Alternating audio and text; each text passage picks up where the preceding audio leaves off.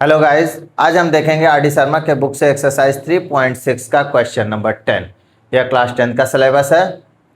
इसमें हमें रेशियो में नंबर्स दिया गया है। हमें जो गिवन नंबर दिया गया है वो रेशियो में दिया गया है। इसको हम दो तरह से सॉल्व कर सकते हैं। एक, पहले हम आसान तरीका देखेंगे, शॉर्टकट मेथड देखेंगे, उसके बाद हम एक लॉन्ग टर्म मेथड देखेंगे। क्लियर है? तो सबसे पहले अगर हमें इस तरह से नंबर दिया है, two numbers are in the ratio of 5:6, तो हम लेट क्या कर सकते हैं? हम इसको डायरेक्ट लेट कर सकते हैं 5x और 6x। Let first number is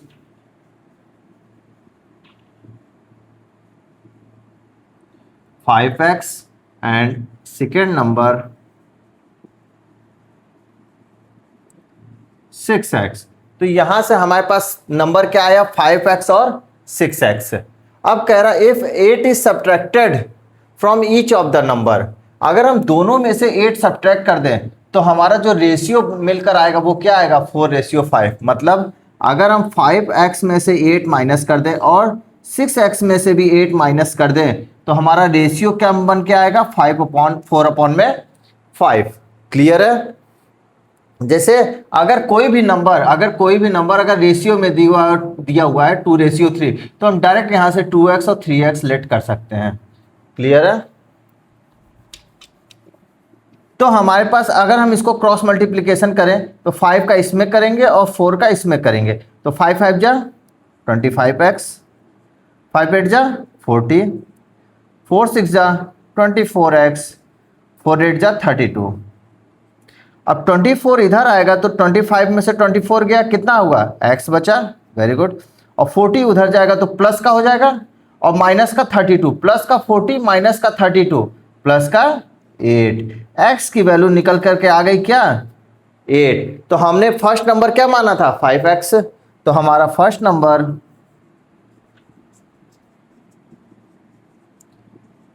equal to 5x equal to 5 into 8, हमारा 40 आया।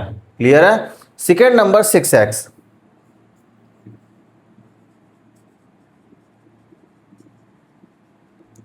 6x 6 इंटू में 8 48। तो हमारा रिजल्ट क्या हुआ? 40 और 48। अगर ये कह दे कि आपको इक्वेशन बना करके सॉल्व करना है तो हम कैसे करेंगे? तो यहां पे हमें क्या करना पड़ेगा? ये फर्स्ट मेथड था सॉल्व करने का, ये शॉर्टकट मेथड है और इजी है, ये आप सॉल्व कर भी सकते हैं अपने आंसर में। अब हम सेकेंड मेथड देखेंगे कैसे हम सॉल्व कर सकते हैं। हम क्या करेंगे? लेट फर्स्ट नंबर को x मानेंगे एंड सेकेंड नंबर को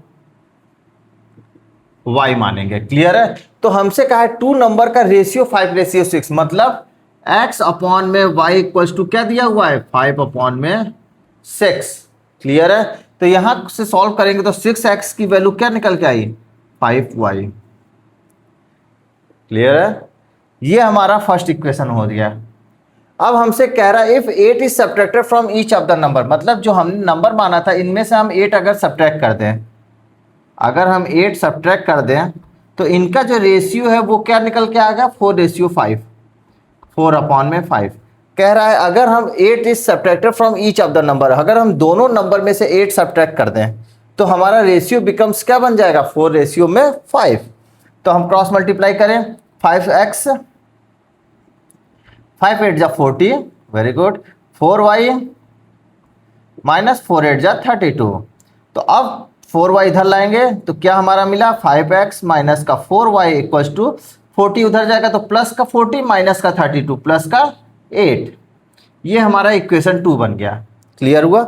ये हमारा इक्वेशन 1 बनेगा, ये हमारा इक्वेशन 2 बनेगा। अब यहां से आप चाहे जैसे चाहे वैसे सॉल्व कर सकते हैं। यहां आप देख रहे हैं 6x इक्वल्स टू क्या है? 5y। अगर मैं यहां पे 6x बना दूं, आप समझ रहे हैं? अगर मैं यहाँ 6x बना दूं तो 6x की जगह 5y रख देंगे हम, और y अगर सेम मतलब एक ही वेरिएबल होगा तो y की वैल्यू निकल जाएगी। तो हम इसमें क्या करें? 6 का मल्टीप्लाई कर दें। क्लियर है? तो हम क्या करेंगे? Multiply by 6 in equation 2। ठीक है? हम ये भी कर सकते हैं, यहाँ से x की वैल्यू 5y/6, 5y/6 रख देंगे तो यहाँ से आ जाएगा आंसर। क्लियर है?